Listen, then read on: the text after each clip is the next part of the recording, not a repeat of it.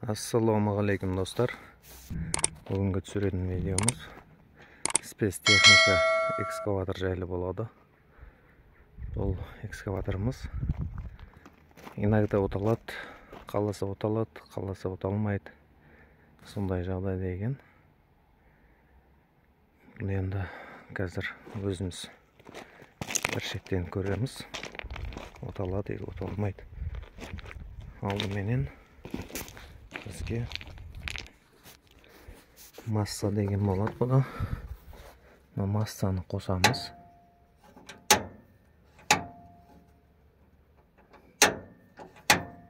Массаны қоссақ, ешқандай нені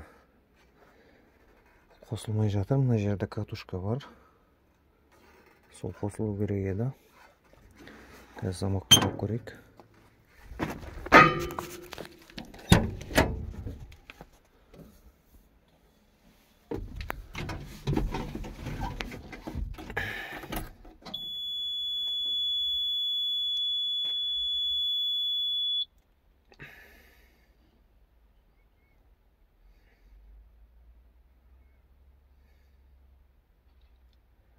Неке экранымыз қосылды да бұл. Кілтті до конца бұраймыз. Ешқандай өзгеріс жоқ. Оталмай жатыр. Мына жақтағы ручкасы да түсірілген. Бірақ оталмай жатыр. Енді бұны прямой стартерден көреміз.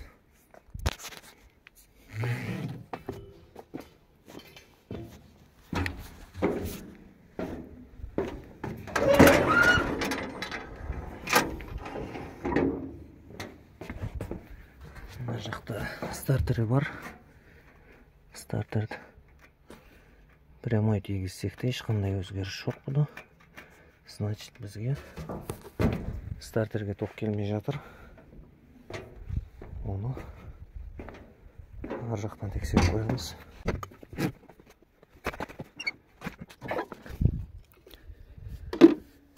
Мінекей, мына жерде клеммалар бәрі жақсы. Орында тұр. Клеммадан барған главный мынау плюс. Мына жерде катушкасы бар. Осыған кіріп тұр релеге. Қазір бұны катушканы ашып көрейік.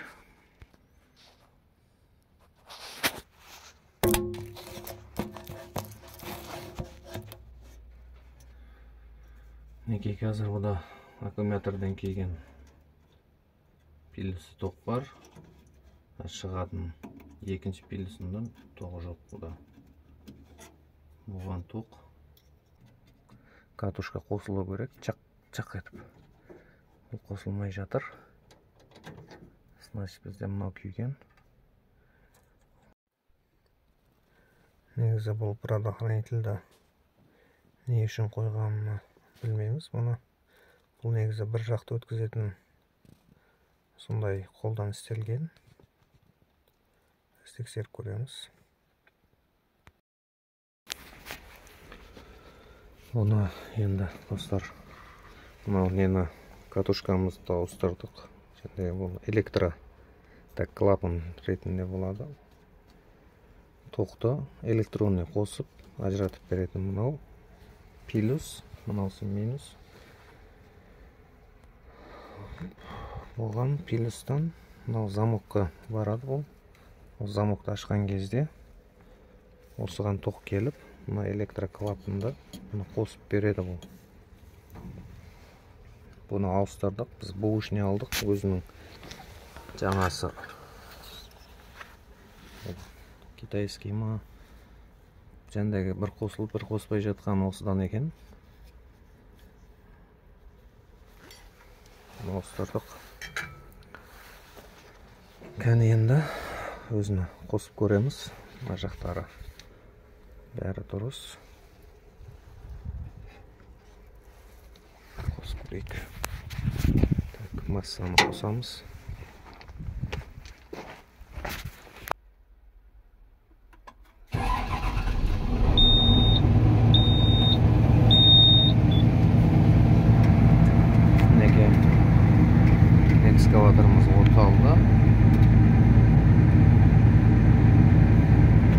осындай айдалада ешкім бармайтын жерде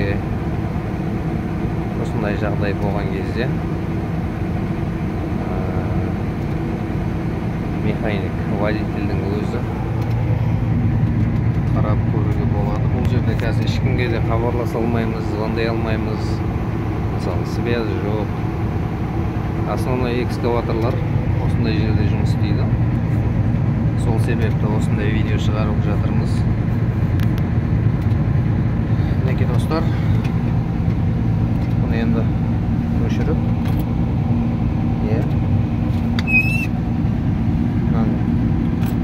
замокты өшірсек, қазір өшпей жатыр экскаваторымыз. Замок қайтарып қояды.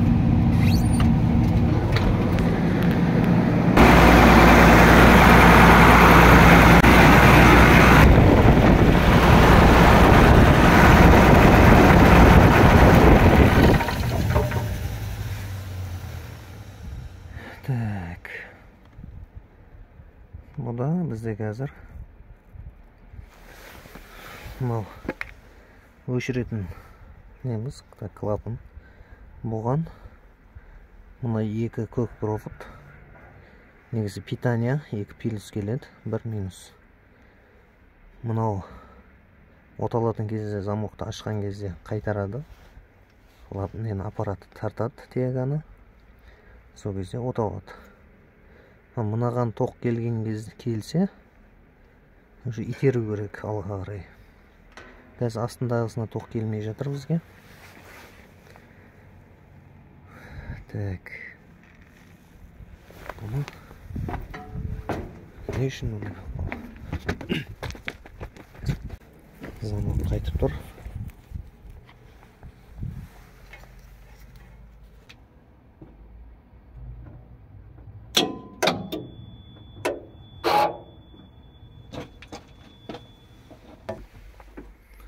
Так, экранды қостық, өшірдік. Мінекей.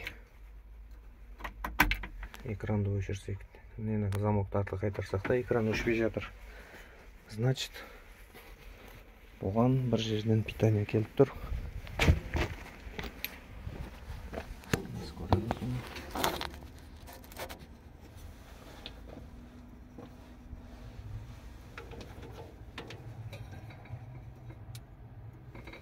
Мінекей, замокты өшіріп қойсақ та, мынаған питание келіп тұр. Негізі замокты қайтарған кезде бұған питание келмей өшу керек болатын.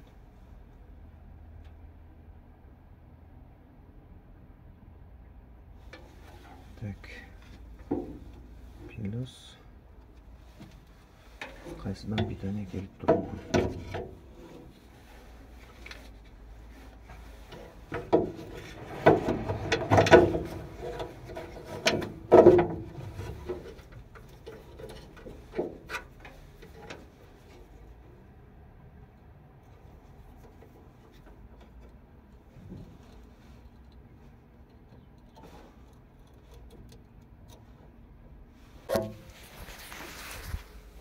Мінекей достар, бұда қазір.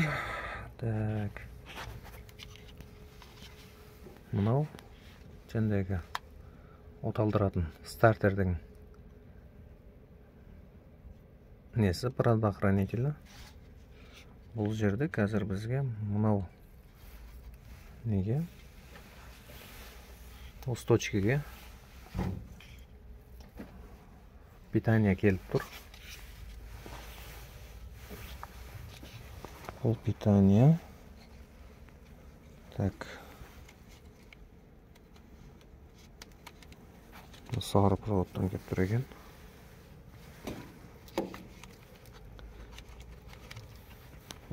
Осы проводтан кеп тұр. Бұл біздің кабинаға барған.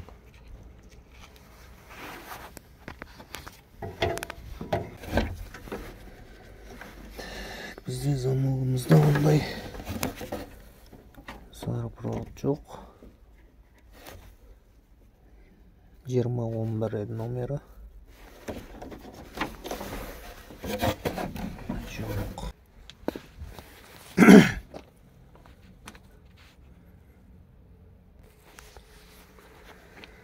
Мінекей достар, бұны әбден іздедік. Мына проводқа постоянный питание келіп тұр. Негізі қазір жоқ, өшкеннен кейін. Жәндегі экскаваторның өшпей жатқаны мынаған тоқ келіп тұр.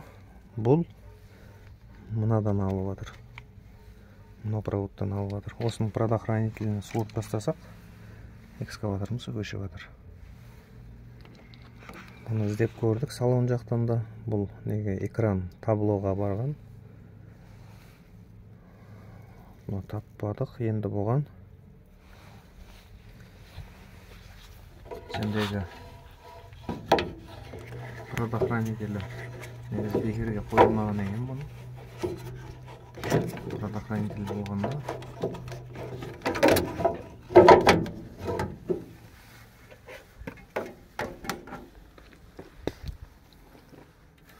мынау диод қойған арасына. Бұл диодымыз бұл бір жақты ғана істейді. Мысалы бір жағына тоқ өткізсе, бір жағына обратқа жібермейді. Сол үшін қойылады бұл. Бұны енді сол питание келіп тұрған проводқа қоямыз мына жерге. Қазір мына диодовый предохранительді осы жерге саламыз.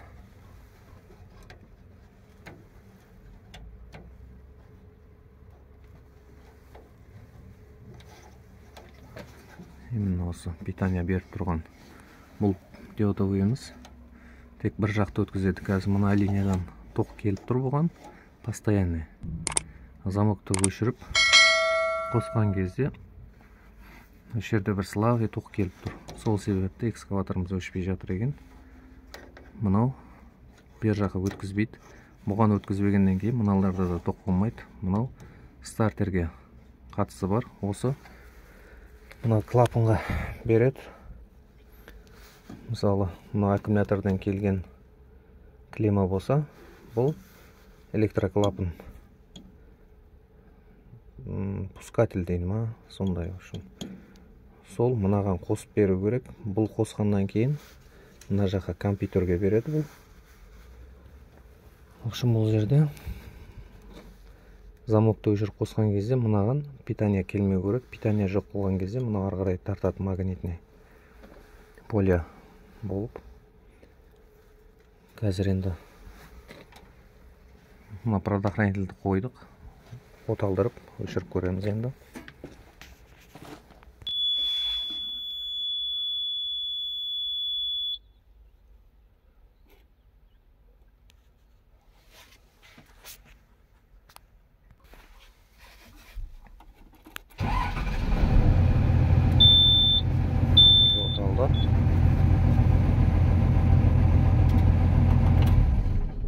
Екеуі өшіп жатыр енді.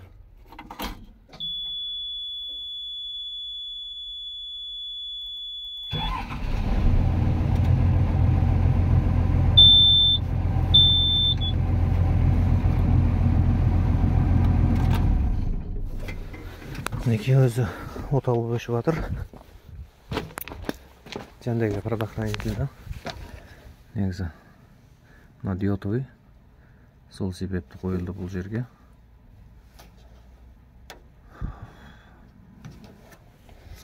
Мінекей достар, осылай